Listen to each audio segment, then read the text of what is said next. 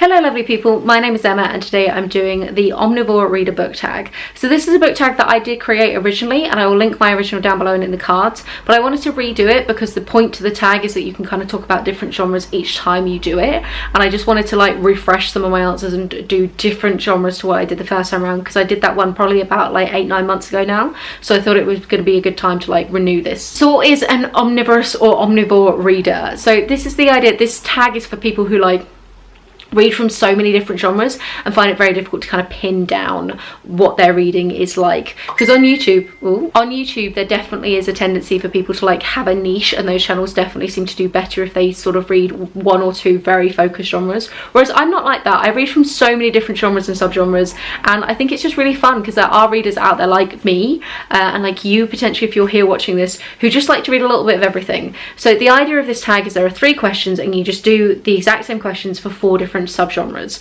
and you want them to be as disparate as you possibly can. If you're not the kind of person who reads that range, you can always just cut it down to 3 or 2, but as wide a range as you possibly can, the better, and the more niche you want to go with your subgenre, the better. That's absolutely fine too. So today I'm going to be talking about translated fiction, art history, classics and fantasy. And by classics we're talking anything that's like pre-1900s, not modern classics. We're talking classicsy classics, old ones. So we're going to jump in with translated fiction first. If I remember, I'll leave timestamps down below as to when I start talking about specific genres, but I'll probably forget and I'm sorry. So the 3 questions for this tag that you're answering are your favourite book in this genre, a book that you most recently read in this genre, and then a book on your TBR in this genre that you're excited to get to next.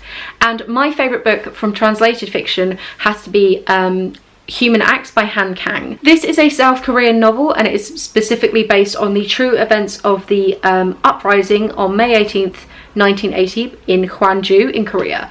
I do have to read that off the phone because my memory is not that good and I read this quite a few years ago. And the book focuses on different people's perspectives of this uprising and kind of zooms in these different areas. It's the kind of book that is just really harrowing and emotional, and something that like I think about big sections of it, like still to this day, like big sections of it are really sort of present and sort of very emotive still. It's quite a short book, but it has a sort of real quiet beauty to it. There is a little bit of body horror in there, but it just sort of was so emotional and packed such a huge punch. And so for me, it's one that like I really haven't found anything even close to how good it is. Interestingly, I've not liked the other Kang I've read. I really viscerally hated The Vegetarian, so this is very much a Marmite author for me, where I either love them or hate them. The book that I read most recently that was translated is The Memory Police, Yoko Ogawa. So this is a Japanese translated fiction, and it is about kind of a weird dystopian future of this island where there's almost like a thought police kind of idea, where if the government decides that something must be forgotten, then it is genuinely like forgotten from people's memory, and that everybody has to like get rid of that item off the island. And it's about just slowly but surely people's lives and kind of identities being chipped away. So there's a lot of conversations about like memory and the importance of that. Some of the people on the island for whatever reason don't forget what this thing is, and then they have to try and hide it from the police who are out to try and find them. And it's about our main character trying to hide her editor, who can still remember everything. She's a writer and she's writing a story that very much parallels what's happening in this world. It's a really gorgeous atmospheric book that feels very kind of literary. There isn't much world building and nothing's really explained about why or this sort of government's in place or like how any of it works. It's more just kind of using this as a jumping off point to talk about memory and kind of novels and sort of the connections we have with fiction. So it's really pretty, but I do think it's definitely kind of a good book for people who are like more literary character driven fiction, because plot wise there really isn't much to speak of in this. It's sort of a meandering walk through this world, but yeah, really fascinating as a concept. The next one on my TBR that I'm quite keen for is Our Lady of the Night by Mayra Santos-Febres. This has been on my TBR for literal years, like pre my channel, and I really just need to prioritize it. I kind of forget that it exists, and then when I read the back I'm like, oh my god, that sounds amazing, which is why you haven't got rid of it yet, Emma, which means you actually need to bloody read the thing. So what is it? It's a historical fiction, and I believe it's translated from Spanish, but it's set in Puerto Rico, I think. It's about a madam and it is a historical fiction set during the Second World War. So it's kind of ticking off a lot of things that I really like. So I don't really know why I haven't read it yet. I like the idea. I love World War II fiction, but it's really nice to try and read one that isn't just set in like Britain or France, which is very much where a lot of my like World War II fiction focuses on. So I think this would be a really interesting one, and it's very much like zoomed in kind of personal story rather than looking at like the machinations of the war as a whole. So like I say, I really need to prioritize this. Been on my shelf for years. Keep like not getting rid of it when I do sort of like big going through my shelves, but then actually need to read it. Okay, the next topic we're going to be talking about is art history. I love art history books. I love art. I know it's a very pretentious thing to love, but I love going to art galleries, and I really love learning more about artists and kind of art theory. So I've got a few here. For my favourite one, this isn't actually technically speaking my favourite, but there are a few books that I talk about a lot on this channel when it comes to art history. So I really wanted to highlight one that I haven't mentioned for a while, and that is The Art of Rivalry by Sebastian Smee. This is looking at 4 friendships, betrayals and breakthroughs in modern art. It's focused on 4 pairings of modern artists whose work like heavily influenced and kind of rivalry heavily influenced each other. And in doing so, you kind of get a conversation of like modern art as a whole. You get this kind of snapshots through history. It's very much focused on a bunch of French artists, I believe. So we've got Degas and Manet even, Picasso and Matisse, Pollock and de Kooning, and Freud and Bacon. And so you get this sort of general background to the art world and sort of their motivations, but you also get this lovely history of the art as a whole. It took me a little while to get into this book, but once I did, I really kind of, the pace got me going, and I really enjoyed it. And it's definitely sparked me going and looking into some more like specific niche art history books. The one that I finished most recently, I actually finished literally last night for the history challenge, and that is Colour by Victoria Finlay. This is like a micro history, specifically looking at like the history of pigments and specifically like the colours in our colour box, and it is literally taking the colours of the rainbow and doing like a deep dive in each chapter on each different colour. So because of the fact it's a micro history, you do get like a big mishmash of all sorts of things. You get to find out about, you know, the lost recipe of the Stradivarius orange that is used on the violins. You also get to find out about like green wallpaper and the arsenic in it that definitely caused the death of many people, including maybe Napoleon. You get just like so many different things. You get conversations of, it includes black and white as well, and it looks at, and like ochre. So you've got stuff like cave paintings and sort of the very earliest examples of art and what did it kind of mean and where do we draw the line. You've got conversations about like textiles and kind of the textile industry as a whole, and kind of dyes and pigments, and sort of the economics behind a lot of these pigments and dyes and what they kind of meant socially. And it's just so much fun. I love these books because there's so many kind of fun random factoids that you can like bust out in social gatherings and be like, did you know? And it just sort of bounces around all over the place, and there's a real joy for art in it and kind of conversations of what's happening behind the paintings.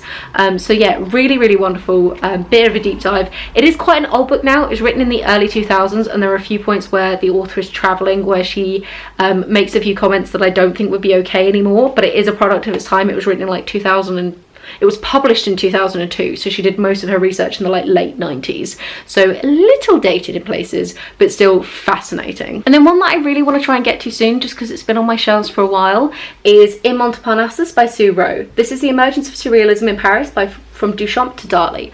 I love surrealism as a movement. I think it's fascinating, and I love some of the like political and ideological ideas behind a lot of these art movements. I think they're equally as interesting to look at as well as the art pieces.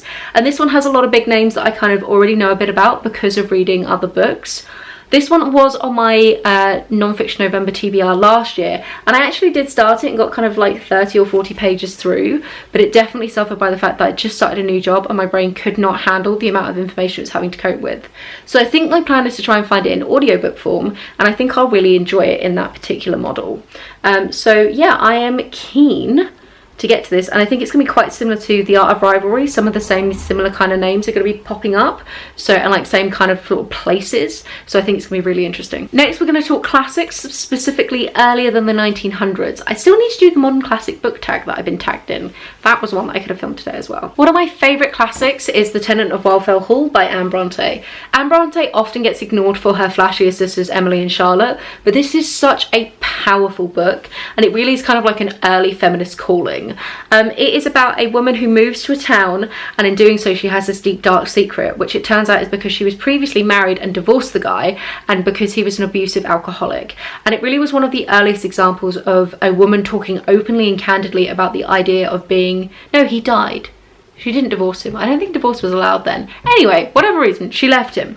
But it's really one of the earliest examples of a woman talking openly and candidly about the idea of being trapped in a loveless, abusive relationship, and also the kind of perils of alcohol in general. It's a bit of a beefy book, but I absolutely adored it. And our main character, Helen, I think her name is just got the most like vicious, salty, acidic tongue, and she just cuts through the men in this book completely. It does end in a very like traditional classic way, and I kind of got a little bit bummed out about that. I just wanted her to be glorious and single for the rest of her life, because she did not need any man, and she was vicious and wonderful with it. So really enjoyable read, and one that I wish didn't get quite as overlooked as it does for, like I say, some of the more well-known Bronte books out there. Technically one that I'm currently reading, but I have taken it off of my Goodreads and I'll put it back on at some point, is The Warden by Anthony Trollope.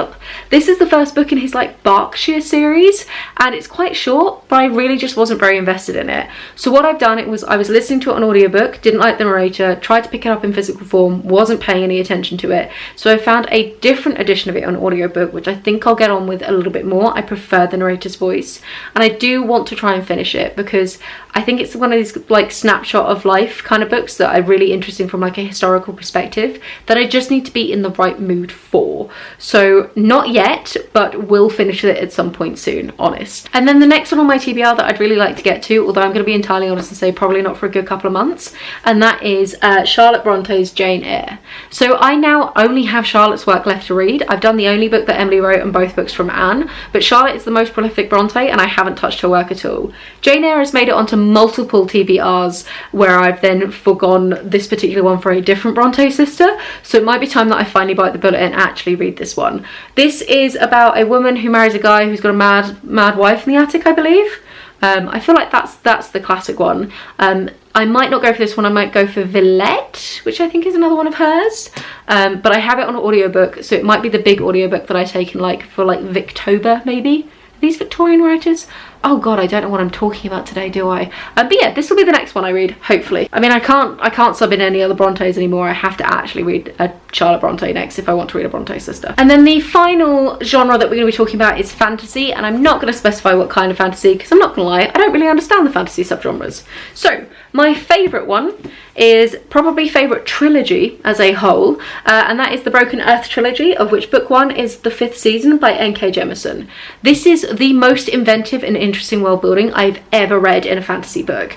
It really, like, the magic system is ingrained on like a geological level that is just fascinating, and it follows 3 different women who are dealing with a variety of different things, and basically it's an incredibly unstable fantasy world where the magic system is used to kind of help stabilize like literally like earthquakes and kind of natural disasters, but the magic is also like sort of socially heavily penalized, and there's a lot of like discrimination against people who have the magic system, and there's also like a very abusive school that kind of abuses and sort of takes advantage of these people. And so we follow slightly different timelines in this, following different characters, sort of building up to this big culmination. It's really, really interesting. I love the characters, I love the world. I think it's just like the most fleshed out world building I've ever seen, and N.K. Jemisin has just such a wonderful skill, so I really need to read more from her. But yeah, fantastic trilogy as a whole. The latest one that I finished was actually a good couple of months ago now. It turns out I've been really neglecting fantasy recently, so I need to jump back in with that, and that is Defy the Fates by Claudia Gray. This is the last book in the Constellation trilogy, I believe, and this is more of like a space opera thing. Does this count as sci-fi? Oh, who cares? I'm including it in fantasy. I've got the book now. There's some sci-fi too. But basically it's about 2 different planets. It's sci-fi, sorry guys.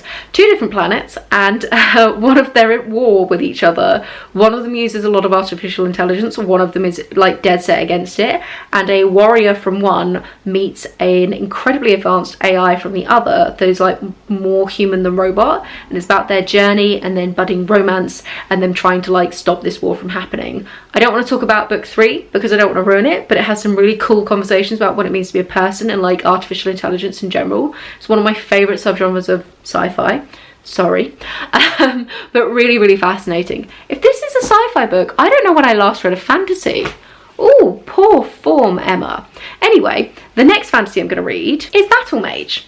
I very nearly didn't mention this one because there are a few on my like next of the list thing that there are ones that would have fit this criteria on my September TBR that I actively haven't mentioned because I wanted to talk about a different book, if that makes sense. Whereas this one, I'm so psyched to read it that this is definitely going to be the next fantasy I read, and I'm really keen on that, whereas the others like might chop and change. This is book 1 of a trilogy called Battle Mage by Stephen Aaron, and I've read book 4/book 1 of the next trilogy. So this is about a big epic war, whereas the book 1 that I have read is 20 years after the war and kind of dealing with the ramifications of the outcome of that war and the kind of the Cold War civil unrest that has occurred from the events 20 years earlier. So really enjoyed it. Very cool magic system, fascinating, huge cast of characters, incredibly well fleshed out, some really cool women characters, loved them.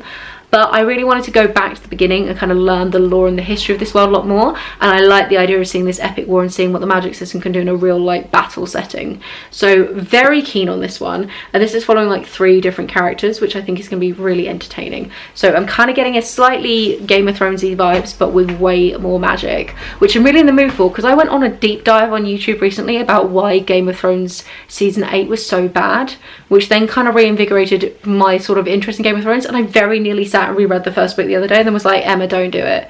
It's such a long book. You have so many more books you want to read right now. So I didn't, but this means I'm really in the mood for like a medieval-esque fantasy book. So Battle Mage, I'm looking at you. It's happening in the next week or 2. So that's it from me. I don't know when this is going to come out because I'm not posting for September, but I'm kind of back filming some stuff to make it an easier transition back. So you might see this in October. You might see this before I go away on break. You might not see this for ages. I don't know what's happening anymore. But have a wonderful reading week, regardless of what time of year it is. And I'll chat to you soon. Bye.